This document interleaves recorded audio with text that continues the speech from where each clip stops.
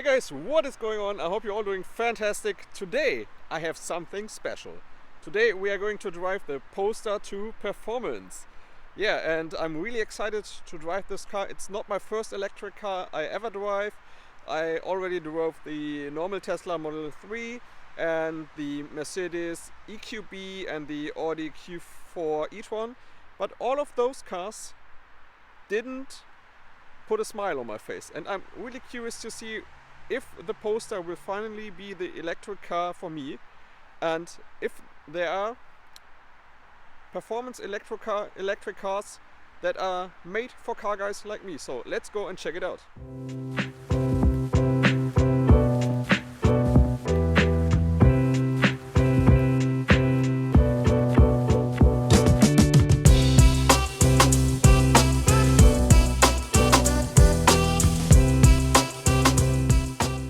So first of all, I really like the look of the Polestar. In my opinion, it looks way better than the normal Tesla Model 3 or all Tesla Model 3s, because in my opinion the Tesla looks like a big frog. And one thing I have to criticize about the Polestar, it's a performance model, keep that in mind, but it's really high. I mean, the ground clearance compares to the ground clearance of a truck, in my opinion. It's way too high, and this is something you definitely have to change aftermarket. But other than that, I think it looks really sexy. I really like the golden accents of the brakes, like there. And on the inside, let's give you guys a sneak peek. You can see it also has the yellow accents as well. So let's walk around the car. What I also like is that it has this taillight thingy where it looks really cool. It goes all the way around the car and makes the car look really good. And another thing I really like is the trunk, because you can just put your feet below here and it should open.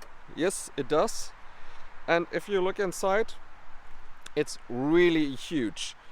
There's a lot of space, and you can also lift this thing up and there's more space for your cables and stuff like that. Let's see if we can also close it with our feet. Yes, we can. So let's check out the inside then. Let's start at the back. It's quite okay. Let's get inside. Okay. This is a little bit tight. I have put the seat in my position. I'm about 5'10", 1.80 m, and this is a tight squeeze. I thought there might be a little bit more space, but it's a little bit tight. But I like the vent design. It looks like in an airplane, really cool. But then again, I'm missing things like a USB port. Oh no, they're down here. 2 mini USB-C, sorry. Which is good, but no heated seats or stuff like that. But then again, those golden accents look really cool, and headroom is actually fine. So we are now inside the Polestar 2. And I already like the inside much better than the Tesla. I'm sure you all have seen the Tesla, which only has this huge screen, and the Polestar looks more like a car. In here, the materials are really eco-friendly. This is something the salesman just told me, and they're all for protecting the environment, which is always a big thumbs up. But it just looks great in here. I really like the shift knob. You can put your finger in here and do naughty stuff.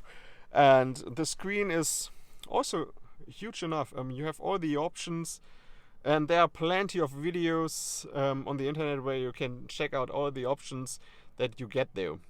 But one thing that I like so much more than on the Tesla is the second screen. Yes, you have a traditional screen behind your steering wheel, which gives you all the necessary information, and you can also have a map view. If I can get it to work, let's see, maybe I have to start it.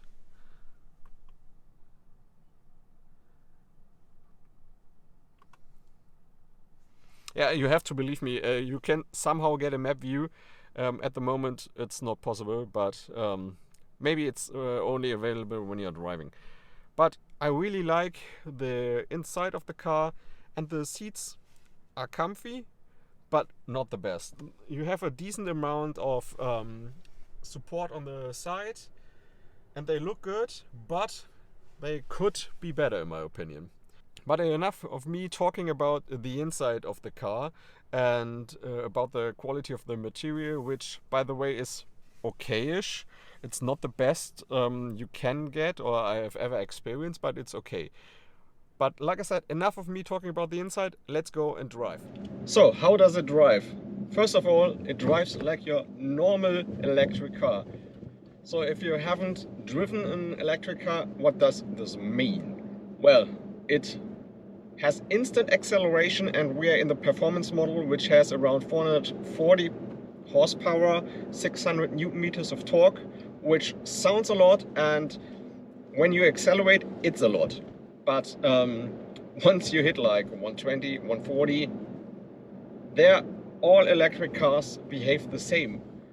They slow down, and you also experience a dramatic drop in range, which you also have in petrol cars, but in petrol cars it's not a big problem because you just turn up to the gas station, fill up, and 5 minutes later you're on the go.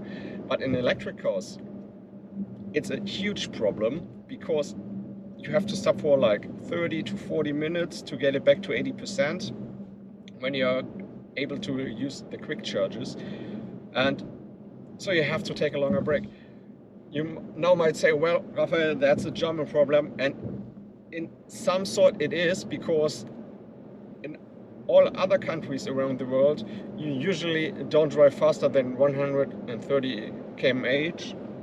But in Germany we drive like 200 on the Autobahn, and the drop in range, in addition with this car, the performance model, being limited to like 205 or 210, for me as a car guy, it's a big no-go. And I really hate this about this car. Right from the start, it punches you in the face. It does 0 to 60 in like 4.4 seconds. On optimal conditions, we weren't able to test it out today, but it should do around the 4.5, 4.6 seconds, which is fast enough for everyday driving.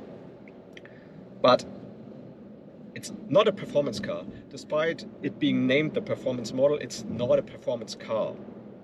It's a quick car to go around the city, do your everyday driving, but it's not something you take to the Nordschleife or for a spirited drive amongst the country roads, because it's also too heavy for that.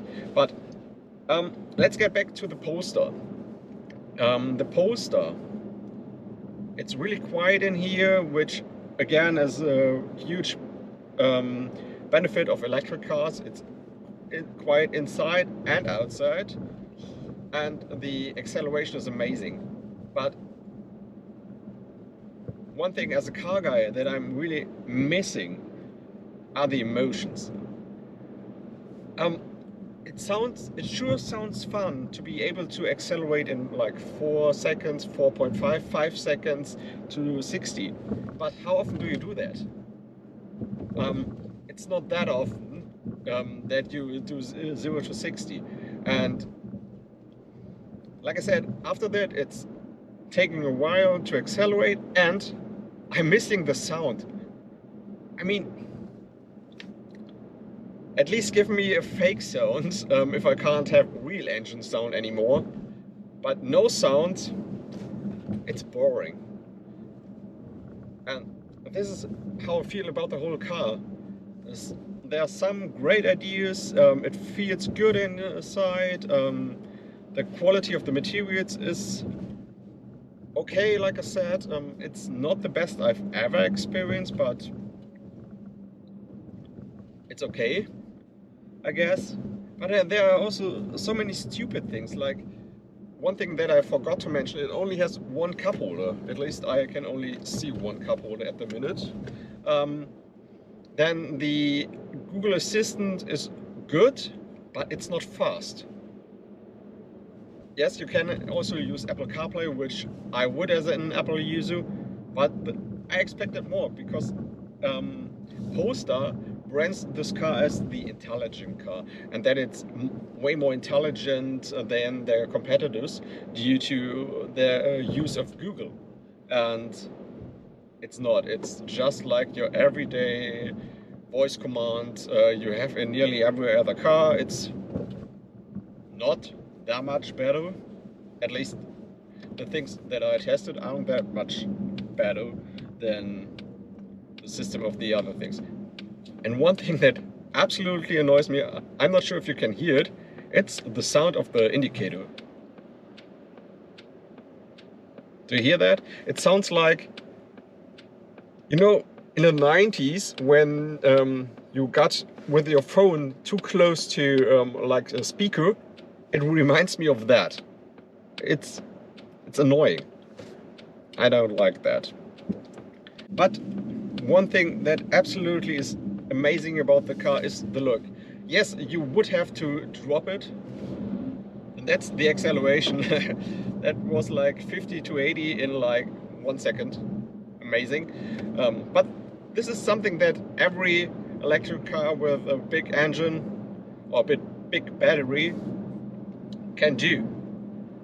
But let's quickly get back to the looks of the car.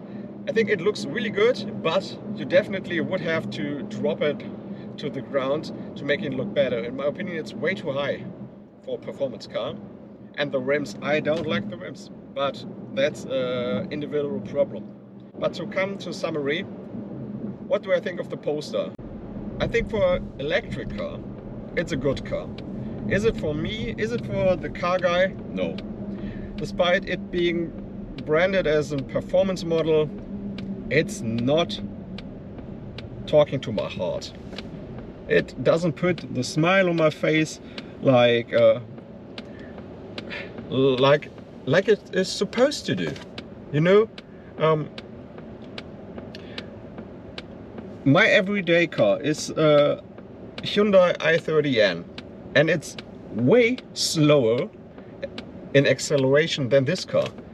But every time I drive this car, I have a smile on my face. And this is a combination of the exhaust sound, the way it drives on the road, and just a combination of all those factors. And this car is lacking in those departments. It's quick, but it's not for the car guy. But maybe one day we will have an electric car that can actually put a smile on the face of a car guy, and therefore it would need to add some emotions. And to have emotions, you need things like a gear change, for example. You don't have that in an electric car. You need sound. You need more than just the pure boost at acceleration. It's not all about that. So as you can guess, this is not the car for me. Unfortunately, I would have loved to say that this is finally the electric car that puts a smile on a car guy like me, who's also a big nerd inside, but it's not. Unfortunately, it's not. But if you did like today's video, give it a thumbs up. Don't forget to subscribe to the channel, it would mean a lot to me, and let me know in the comments, what do you think about the Polestar? Would this be a car for you, or don't you like electric cars? Let me know in the comments, and I will see you in the next video. Bye bye.